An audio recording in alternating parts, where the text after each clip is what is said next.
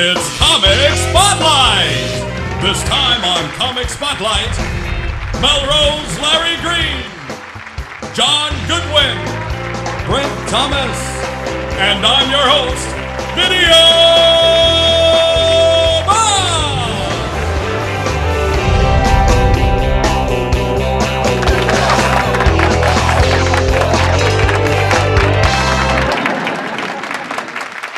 I want to bring up an extremely special guest. I've known this guy for a long time, seriously.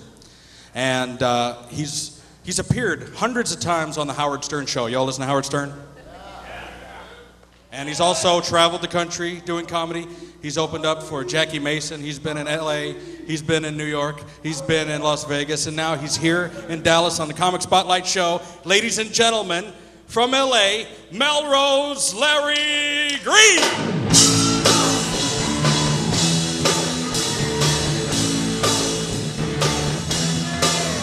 Hello, hello, oh, where you gonna go? Put your hands together. I said, hello, hello, hey. Oh, hey. Oh, where you gonna go? Tonight, at 10, I'll lay her again. Okay, Jamaica, put your hands together again. Oh, baba booey, fa fooey. Hello, hello, hey. Everybody! By the way, I just flew in here on the Jewish-Italian airline. You might have heard about it. It's called Vel'Altelia. I had a great flight. The pilot got on board. He said, "Welcome aboard flight 498, marked down from 598." Yeah. So look. So then anybody here been to Vegas? Anybody been to Vegas? Yeah. Well, I was at a whorehouse in Vegas called the Bunny Ranch.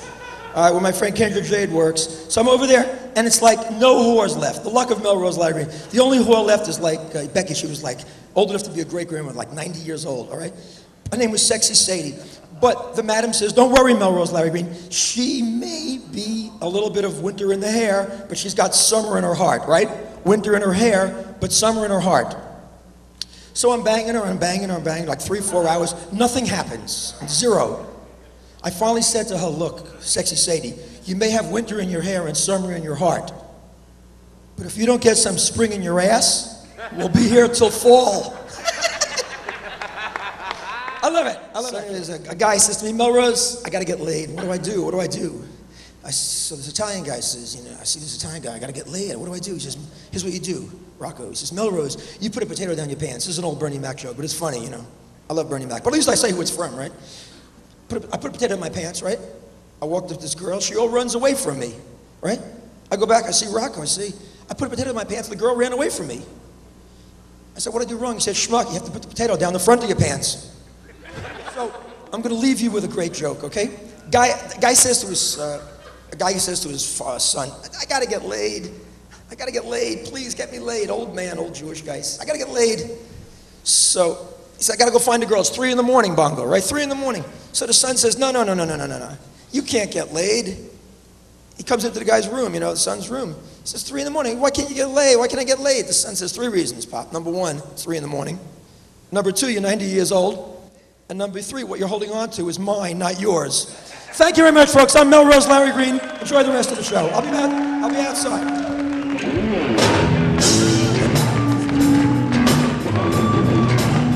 This guy is great.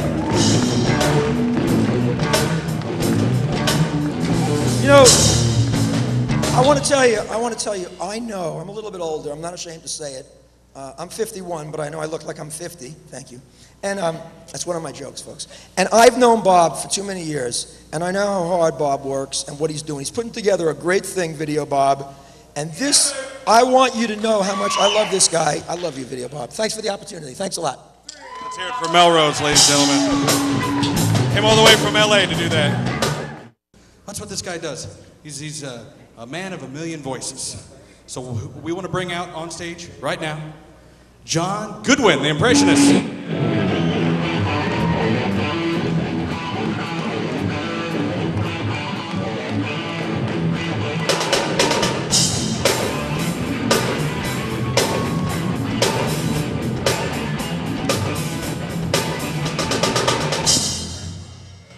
Anyone here from Bangladesh?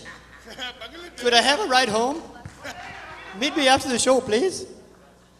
Thank you. My name's John Goodwin. I do a lot of voice impressions.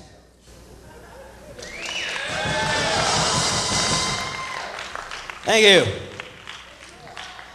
Want to do something a little different. Mr. Rogers has retired. So I've got a few people together to do auditions to replace him. First one is Ronald Reagan. Hello, this is Ronald Reagan. Would you like to be my neighbor? I sure hope so, because I could really use some help finding my car keys. Yeah, I've got to get over to my crack dealer's house and back before Nancy gets back from the beauty salon. Yeah, it takes her most of the day, but I've been jonesing since early this morning.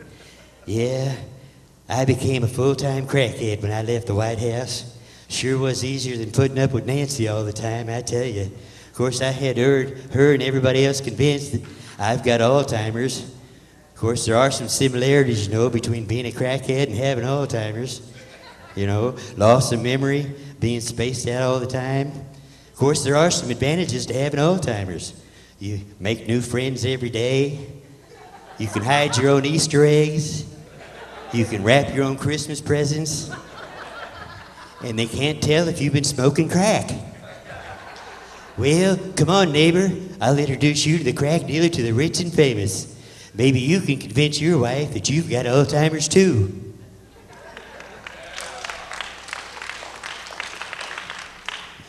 All right, how about Mr. T auditioning to replace him?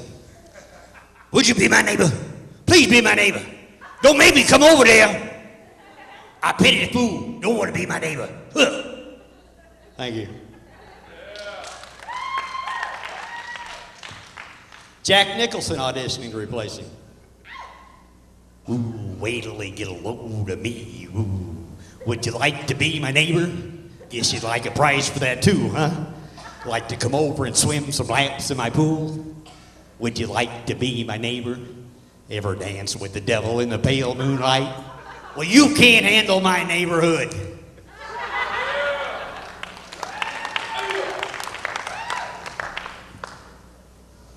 Clint Eastwood auditioned to replace him. Have to ask yourself a question. Would you like to be my neighbor? Well, would you, punk? Go ahead, make my day. Thank you.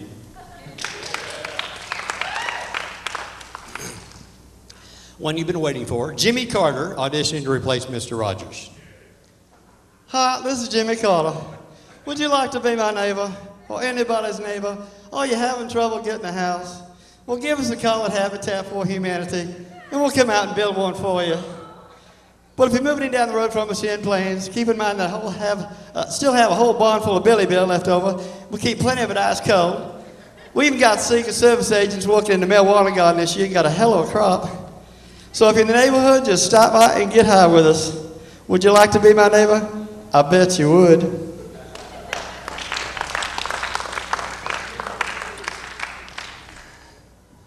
Is that a line for me? I think it is. All right, I'm about to run out of time here. Let me do just a quick Sean Connery for you. I heard somewhere that a lot of women think that bald-headed men are sexy. So I'm trying this experiment. What do you think? Pretty sexy, huh? Or is it just the gray beard? Remember Medicine Man? Yeah. I had the cure for cancer and I lost it. Well, that doesn't do my brain tumor much good, you know. It's all right, Bubba. You come on over to Bubba's hospice after you have your chemo. We'll make sure to get your appetite back. Well, that's my time. Thank you very much for coming out. Oh, there's Bob. Thank you, Bob. John Goodwin, ladies and gentlemen.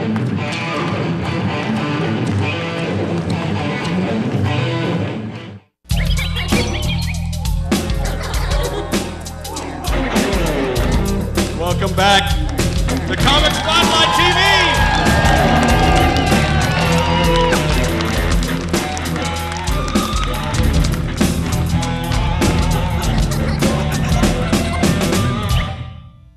Thank you very much. I'm an Elvis impersonator, and dancer at Chippendales on my spare time during the day. I'm going broke. Gonna have to get another job working on an intercom. You want fries with that? That's the aspirations of me. That's what you get. It's funny because that's all I'm qualified for. I can either make French fries and roll burritos for a living, or I can do this. I chose this. You know, because what qualifications does it take to... I can be a smart ass at McDonald's. That'll just get you nowhere but your ass beat or fired. Up here, I get to go be on TV. This is great.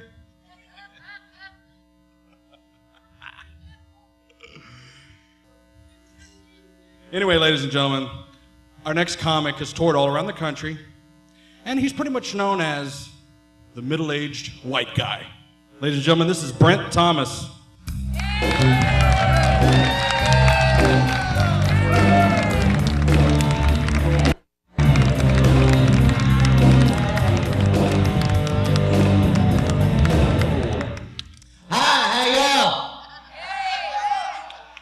Yeah, I'm from Texas. I'm supposed to sound like an idiot. How about a big round of applause for all the comics you've seen here tonight? Yeah. Thanks for coming out. I lost my mind last year. Got married. Yeah, I finally decided that I don't ever want to make a decision ever again. Because everyone I make's wrong. And I know this because she tells me. I love my wife, but she keeps track. She has a book at home. Every time she writes it in the book. The book is this thick. It's full. I have a leaflet. One entry. I was actually right one time. November the 16th, 1997. 2:48 a.m. I was right. And I made her admit that as I bailed her ass out of jail. Should have paid that speeding ticket, huh, honey? She goes, okay, you were right. And I'm dancing in front of Lou Sterry.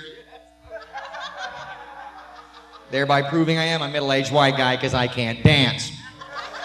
But the first rule of dancing is don't care what other people think. Once you get past that, it's real easy.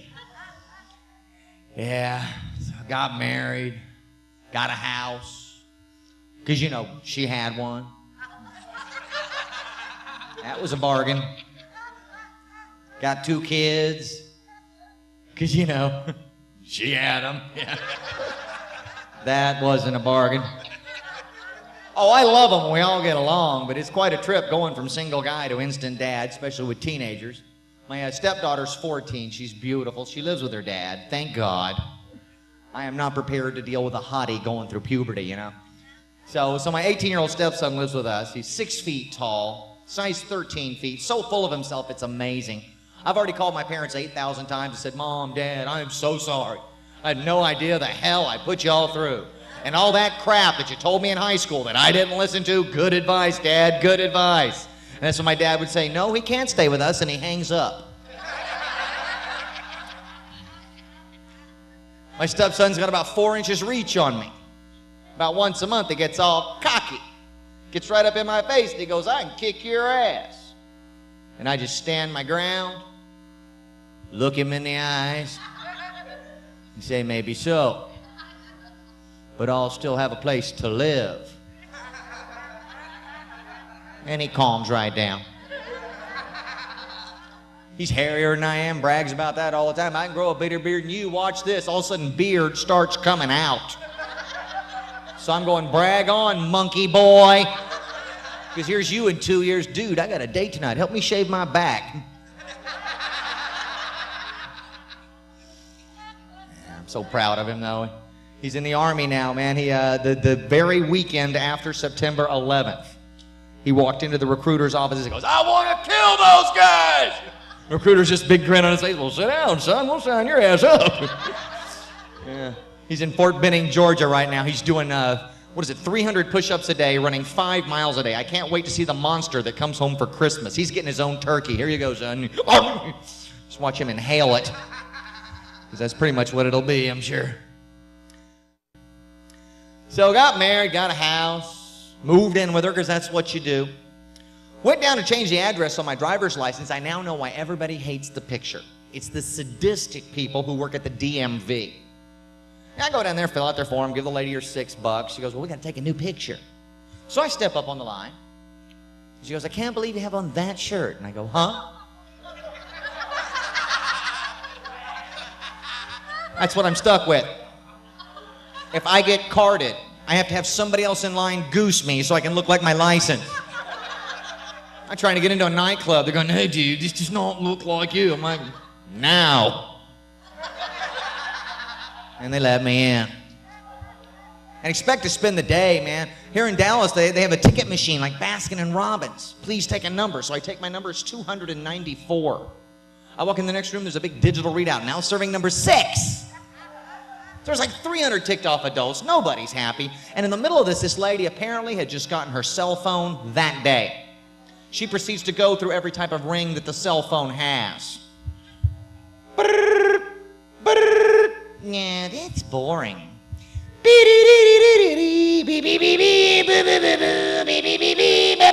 At this point, 50 of us went, look, lady, put her on vibrate and sit on it.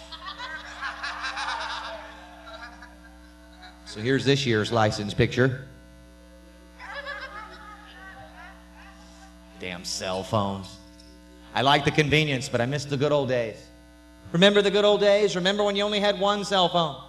Or actually one phone number. Didn't even have cell phones. Remember that? Back before when everybody had that. You had one phone number and one address. Because I miss that simplicity. It's ridiculous today. I've got a work address. I've got a home address. I got several email addresses. I got a home phone, a work phone, a cell phone, here a phone, there a phone, everywhere another phone. Old MacDonald stayed in touch. Then he blew his cell phone up. Smack! It has just gotten to the point of ridiculous. Nobody needs to be in touch with the rest of the world 24/7. Nobody. There's a reason you come out to the show and you turn off your cell phone so you can escape reality for a couple of hours. And I applaud those of you who did that. But there's always that one guy, Mr. Overachiever, yuppie jerk face. This guy would not turn off his cell phone if his own mom's open heart surgery depended on it. And he doesn't have just one cell phone. That's not enough. No, not for Mr. Techno. He's got 3 different cell phones, 2 digital pagers, and a GPS strapped to his head. I'm flying through the airport in Denver, Colorado. I'm using the bathroom. The guy in the stall next to me takes the call. I'm thinking, who's the lucky lady? Yeah, honey, I'm in Denver, you know. And that's another thing. If I am on the phone and I hear a toilet flush, not only am I hanging up, but I am taking you off of my speed dial, Mom. And thank you for letting me vent. Because I love this job, lets me vent, man. I hate telephone solicitors. Made up a game for them. Make them hang up first. And I'm getting good. Last week I get a call on the cell phone for Mrs. Thomas. My wife is not listed. I hear the word Mrs. I know it's a solicitor. I just play along. Mrs. Thomas? Yeah, she's here, huh? Nope, can't make it to the phone right now. She's buried in the basement. Click. They always hang up right there. And that's been my #1 seller. I've had great luck with Buried in the Basement. Several years, #1 seller. Then all of a sudden a guy goes, why on earth would you say that? Because I don't want my neighbors to watch me bury her ass in the yard. Click. See, as long as they hang up, you've won. But you run a real challenge, play this game against a solicitor with a script. Because every time you answer a question, there will be a pause while they're looking up your response on the answer sheet. Lady calls me. She's selling portrait sittings for Olin Mills. Go get your pictures taken. Gets to her big closing line. What do you think, sir? Would you like to make an appointment? So I told her, ma'am, I'm blind.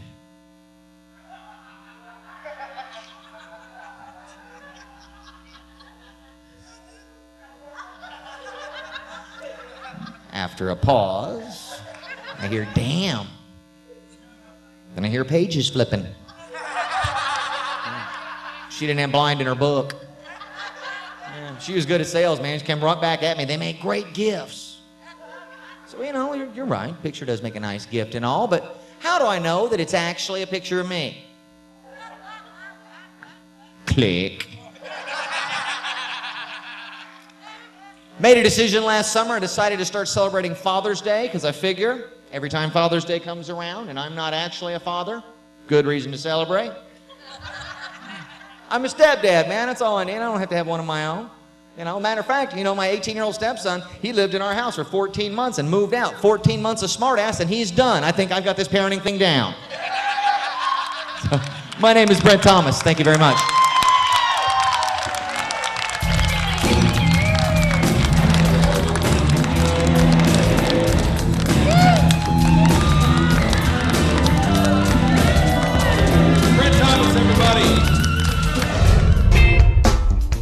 Spotlight is an RCM media production, videotaped in front of a live audience at the Lakewood Theater in Dallas, Texas. For more information on how you can get tickets or be a guest on Comic Spotlight, visit us online at www.comicspotlight.com. This is Videobob, and I'll see you next time on Comic Spotlight, comedy for Generation X.